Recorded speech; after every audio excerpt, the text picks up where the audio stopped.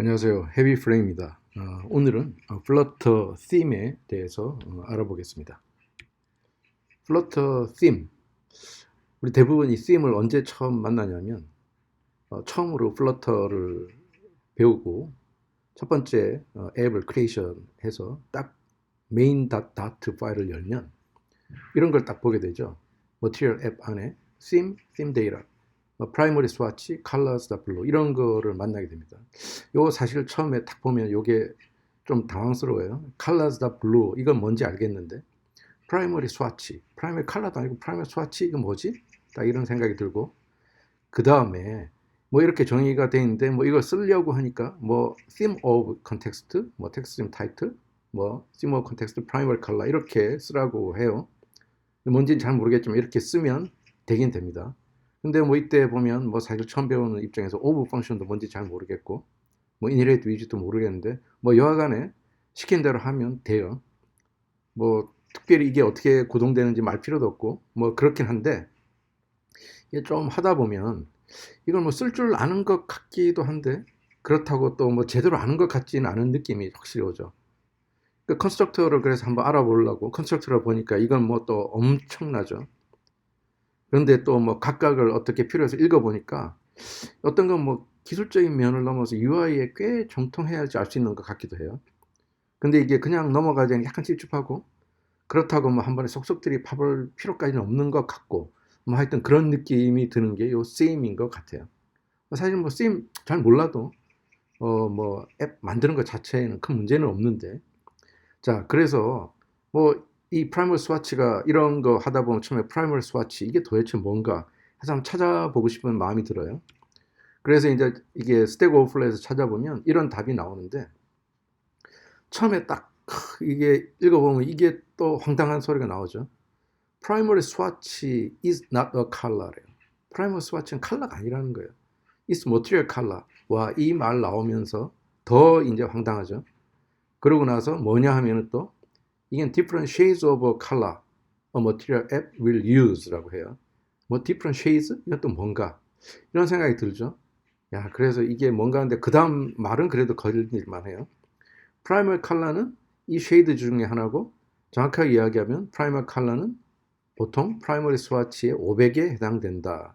처음엔 전 이거 모르겠는데 몰랐었는데 머티리얼 아이오 사이트에 들어가 보니까 이런 그림이 있더라고요. 이런 그림을 보면 50, 100, 200 쭉 이렇게 돼 있고 야 그래서 어떤 느낌에서 아 쉐이즈라는 걸 요거를 쉐이즈라고 하는구나 라고 생각이 들고요.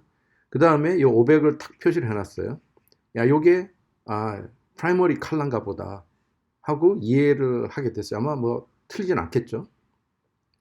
그러고 나서 이 친구가 또 뭐라고 하냐면 프라이머리 칼라 대신에 프라이머리 스와치를 정의하는 게 좋대요.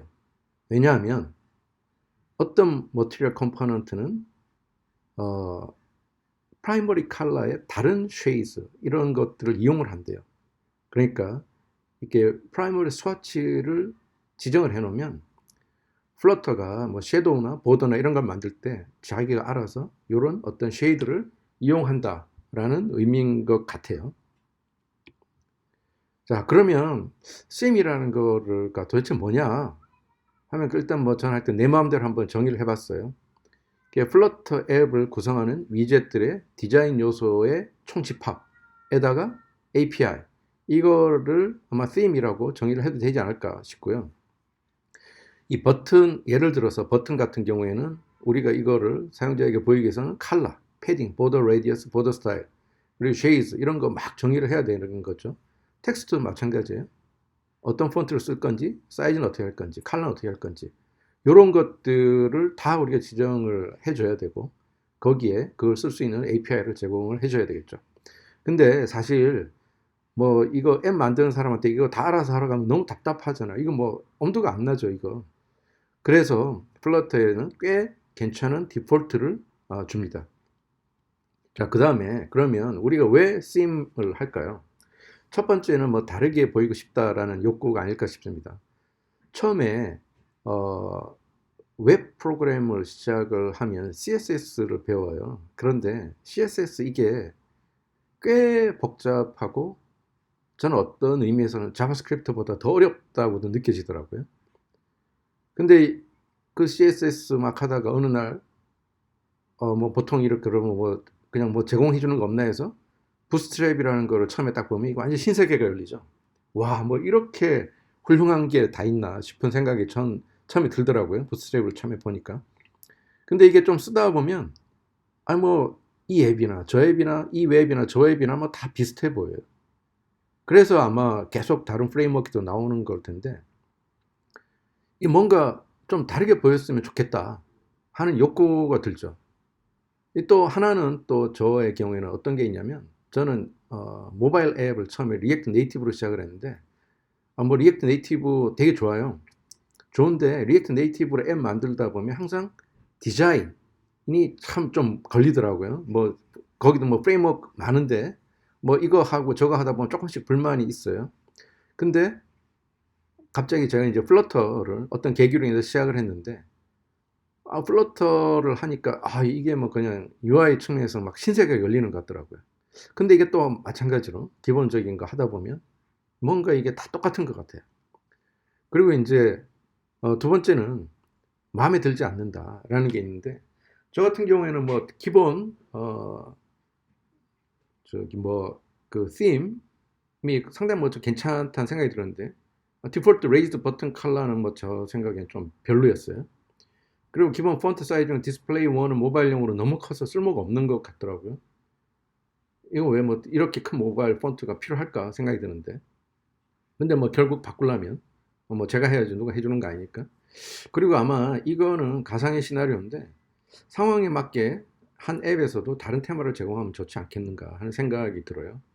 가령 어떤 패션몰을 하시는 분이 있다고 할 때 그 패션몰에서 아주 폭넓은 연령대를 상대를 한다고 하면 20, 30대를 타겟으로 하는 부분, 40, 50대, 60대가 타겟으로 하는데 다른 스타일을 제공하면 좋지 않겠습니까? 그리고 어떤 감사 이벤트가 있을 때 확 눈에 들어오게 만들고 싶을 때 이런 다른 쓰임을 이용하면 괜찮을 것 같아요. 그러면 플러터에서 사용할 수 있는 쓰임에는 어떤 것들이 있는가 하면 두 가지 종류로 구분을 할 수가 있어요. 첫 번째는 앱 와이드 theme라고 해서 앱 전체에 이게 적용되는 어떤 쓰임인데 이건 머티리얼 앱 컨스트럭터의 theme property, theme 데이터를 제공함으로써 우리가 쓸 수가 있어요. 이거 뭐 처음에 우리가 만들면 카운터 앱에서 항상 theme, theme 데이터 primary swatch 나오죠. 그럴 경우에 뭐 여기에 이런 식으로 정의를 해놓으면 이 앱 전체에 적용되는 theme을 우리가 define을 하는 겁니다. 보통 뭐 특별히 UI가 복잡하지 않으면 자기가 선호하는 것들을 이게 머티리얼 앱에 써서 활용하면 될 것 같아요. 근데 이 뭐 플러터는 그 두 개의 완전히 이제 구비가 된 쓰임을 제공을 하는데 기본 앱 와이드 쓰임이죠. 앱 와이드 쓰임은 아니라 딴 데다 써도 되는데 뭐 요 라이트 쓰임이 디폴트예요. 요 theme 데이터 라이트 이렇게 요 쓰임에다가 주면 theme 데이터 요거 대신에 theme 데이터 라이트라고 주면 라이트 쓰임을 쓸 수가 있고 이 오른쪽에 보이는 이런 다크 쓰임을 쓰고 싶으면 요 theme에 theme data dark 이렇게 주면 플러터에서 자기들이 생각하기에 좋은 어떤 UI의 조합들을 제공을 해줍니다. 그러니까 theme data light, theme data dark는 이런 것들을 일일이 다 세팅할 필요 없이 하게 해주는 어떤 convenience method라고 이야기를 할 수 있겠습니다. 자, 그러면 어떤 앱의 특정 파트의 어떤 theme을 제공하는 게 이게 어떤 다른 케이스인데 이건 어떻게 할 것인가? 첫 번째는 어떤 유니크한 theme을 이제 정의를 하는 거예요. 그러니까 어떤 이럴 경우에는 child를 theme이라는 걸로 감싸게 되는데 여기에 데이터에 theme 데이터를 줘가지고 완전히 새로 다 정의를 할 수가 있고요.